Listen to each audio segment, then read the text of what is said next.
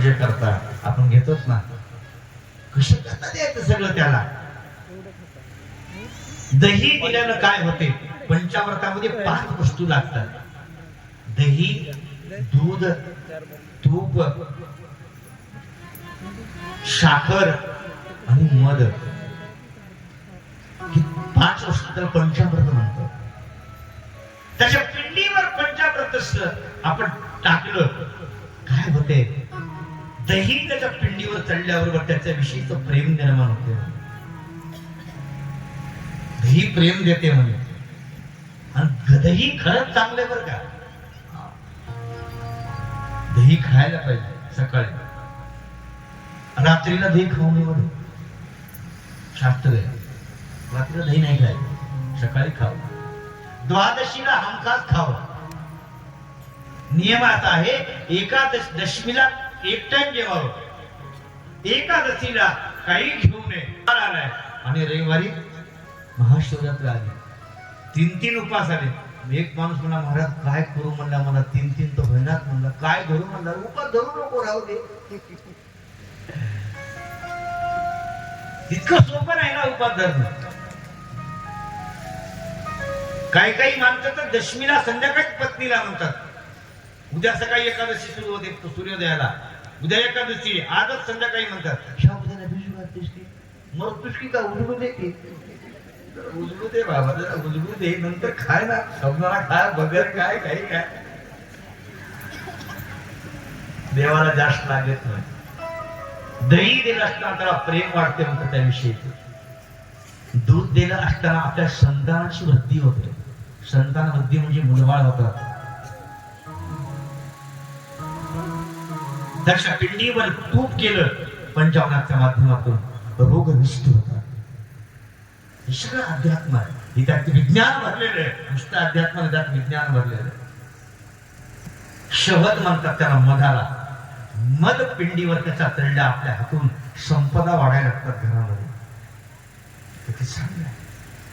साखर दिली पिंडीवर पंचामृतामध्ये. साखर त्याने स्वीकारल्याबरोबर आपल्या घरामध्ये लेकर जिद्दीपणा करतात, ती जिद्दीपणा समाप्त होतो. जिद्दीपणा समाप्त होते. लेकर चांगले वागायला लागतात. लेकर आपले चांगले वागण्याकरता आपल्याला शंकराकडे यावं लागणार.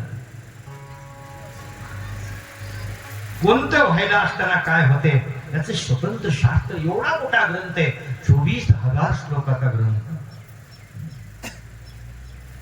एकाच वर्षामध्ये शिवमहापुराण नाही कळणार. एकाच वक्त्याच्या मुखातून काही वर्ष कथा ऐकावी किंवा दरवर्षी नूतन ऐकायला मिळेल. माझं कोण्या गावात 5वं वर्ष चालू आहे, कोण्या गावात 4थं वर्ष चालू आहे, कोण्या गावात 2रं वर्ष चालू आहे. किमान 3 वर्ष शिव महापुराण कथा करावी लागेल. एक चांगला वक्ता आला, हे शिव महापुराण आपल्याला कळायला लागेल. काही माहित नव्हतं मला. एक महात्मा बाहेर आला, प्रदीप मिश्रा. सगळ्या घराघरामध्ये गावागावामध्ये शिवकथा सुरू झाल्या, शिवभूषण सुरू झालं. 1 लाख दुर्वा जिथं गणपती वास्तव्य करतो तिथं व्हायला असताना आयुष्य वाढते. काय केलं असताना, काय व्हायला असताना काय मिळते ते सांगत आहे. शमीपत्र रोज व्हायला पाहिजे. भगवान शंकर आपल्या दारामध्ये शमीपत्र असावं बरं का. शमीचं झाड 1 लाख शमीपत्र शंकराच्या पिंडीवर वाहिल्यानंतर मोक्ष प्राप्त होतो.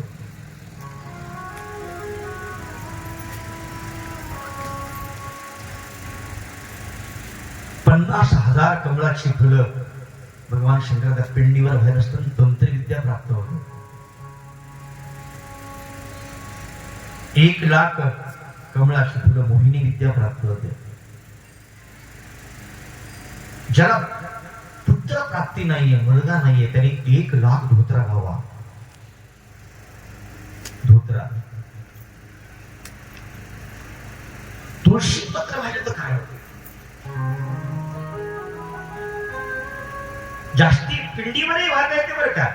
वैकुंठ चतुर्दशीच्या दिवशी वाहता येते. जिथे पिंड आहे तिथे भगवान शंकराचे लिंग आहे. हे पिंड आहे, हे लिंग आहे. लिंगावरही वाहता येते, पण वैकुंठ चतुर्दशीच्या दिवशी. पण एरवी मात्र जिथं गणराज राहतो तिथं वाहता येते. आणि नंतर मुक्ती प्राप्त होते. उच्चाटन नावाची एक विद्या आहे. उच्चाटन. मुंगीचे मनोगत ओळखे समुद्रा पैलीड देखे. मुंगीच्या मनात काय चाललंय हे कळते. म्हणजे अशा विद्या आपल्याकडे आहेत या भारतभूमीवर. समुद्राच्या पलीकडचं काय चाललंय हे कळते. म्हणजे जाग्यावर बसून आता नाव काढलं ना षडाक्षर महाराजांचं, श्रीरामांचं. त्यांच्या अगोदर जे महाराज होते त्यांचं नाव होतं हंपय्या स्वामी. आम्ही जन्मण्याच्या अगोदर ते वारले. समाधी घेतली त्यांनी. जाग्यावर बसून त्यांनी सांगावं, जाग्यावर बसून की अमुक अमुक माणूस आहे म्हणून. घरामध्ये चोरी होते ते जाग्यावर बसून त्याचे आरशामध्ये दाखवायचा हा माणूस आहे म्हणून. मोठी विद्या संपादन. आमचे बाबासारखे माणसं आले, महाराज दर्शनाकरता आलो होतो, उषा बसा ना, मग चहा वगैरे घ्या, बसा. नाही महाराज गडबड शेताकडे द्यायचं. जा जाय म्हणायचं, अंतरात शिटकून टाकायचं जमिनीला. कुठं जायचं. केवढी तंत्रविद्या होती लक्षात ठेवा. ही तंत्रविद्या शंकर देतो लक्षात ठेवा. इकडे माळिकडी नावाचं गाव आहे कुंटूर तालुक्यामध्ये. गंगाधर कुंटूरकर होऊन गेले. त्यांच्या गावाच्या बाजूला माळिकडी नावाचं गाव आहे. तिथं पर्वता महाराज म्हणून एक अधिकारी महात्मा होऊन गेले, साईबाबाचे शिष्य होते. केवढा मोठा अधिकार महाराज. सगळं जाग्यावर. एखाद्याचे गुरु गेले, जाग्यावर बसून सांगा बाबा. मला बाबांचं काल मला बरं सांगितलं बाबा. जाग्यावर बसून सांगायचं अमुक ठिकाणी जा, आणि त्या ठिकाणी तुझे बैल गेलेले जा तिकडे जा. हे कसे कळते? याला विद्या म्हणतात. आणि ही विद्या प्राप्त होते कण्हेरीची फुलं व्हायला.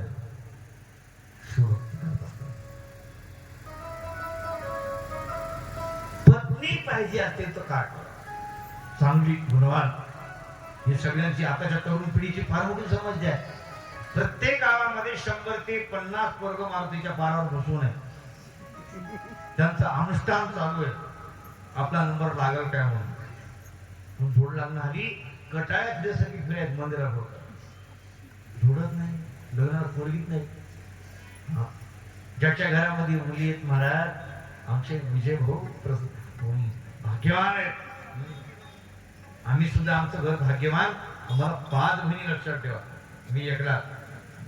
आमच्या बाबांना 4 मुली, 1 मुलगा. त्याच्या घरात मुली आहेत ना, त्याच्या घरामध्ये प्रसन्न वातावरण आहे. हे कार्टेच बरोबर राहणार. अरे पोरी खूप छान वाटतात तेव्हा. मी सांगणार आहे उद्या परवाच्या कथेमध्ये. ही जी आमची उमा आहे भगवती, ती लहान असताना काही दिलंय, त्यामुळे तुम्हाला सांगेल मुलगी घरात काय करते. काय नाही महाराज, घरामध्ये मुली असते. पत्नी चांगली मिळण्याकरता काय करावं. प्रत्येक पोरांना वाटते बरं का, मुलीला वाटते आपला पती चांगला असावा.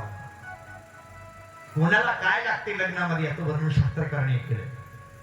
कन्यावरू येते रूपम माता वित्तम पिता श्रुतम बांधवा कुलमिच्छन्ति मिष्टान्न मितरे जनाः. त्या पुरीला वाटते म्हणून आपला मुलगा आपला पती सुंदर असावा. मुलीलाही वाटते, त्या मुलालाही वाटते आपली पत्नी जितली असेल बस बेसारखी सुंदर असेल. कन्यावर येते रूप. मुलीला वाटते, मायला वाटते म्हणून पुरीच्या आपल्या देवीला श्रीमंत पोरग भेटावं, बंगलेवार. त्याच्या घरी जमीन असली पाहिजे, बागायत जमीन असली पाहिजे, अर्धापूर तालुक्यात असली पाहिजे, जमीन जास्त असली पाहिजे, त्याच्या घरात बंगला असला पाहिजे, कार असली पाहिजे. बेबी कार मध्ये बसून आली पाहिजे, तिला एबीसीडी सुद्धा येईना, आणि बेबी कार मध्ये. माता वित्त, मातेला वाटते की माझा जावई श्रीमंत असावा.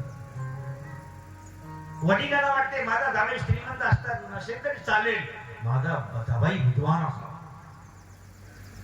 वडिलाला वाटत नाही ते त्याची श्रीमंती तितकी बघत नाहीये त्या पोराचं पाहतो तो बुद्धिमान आहे की नाही येडपट जावा असता कामा बुद्धिमान वाटला पाहिजे विद्वान वाटला पाहिजे का त्याचे कारण आहे स्वदेशे पूज्यते राजा स्वदेशे पूज्यते राजा विद्वान सर्वत्र पूज्यते राजाला त्याच्याच देशामध्ये त्याची पूजा केली जाते हार घातला जाते आणि विद्वान मनुष्य कोण्याही नगरामध्ये जाऊ त्याला नित्य हार मिळतो लक्षात विद्वान अशी गोष्ट वेगळी आहे म्हणून ही लेकर चांगली निघाली लक्षात त्याला बापाला वाटते आपला जावाई कसं विद्वान असला पाहिजे मेहुण्याला काय वाटते म्हणे बांधवा कुलम इच्छन्ति देणं घेणं नाहीये बुद्धीशी देणं घेणं एका लग्नामध्ये मी गेलो नवरदेव बी गायब नवरी बी गायब मी म्हणतो बाबा लग्न कधी लागणार नवरदेव बी नाही नवरी बी नाही कुठे गेले त्यांनी सांगितलं नवरदेव दाढी करायला गेल्या नवरी ब्युटी पार्लर गेली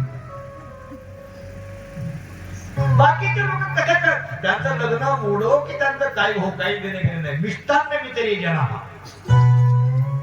ते जेवायला काय काय केले म्हणतात हे बारके बारके पोर आहेत की ती बारकी बारकी म्हणतात आई पाणीपुरी आहे की नाही बघा मंचुरियन बिचुरियन काय केले की नाही बघा अगं बाई इकडे बघ छोटस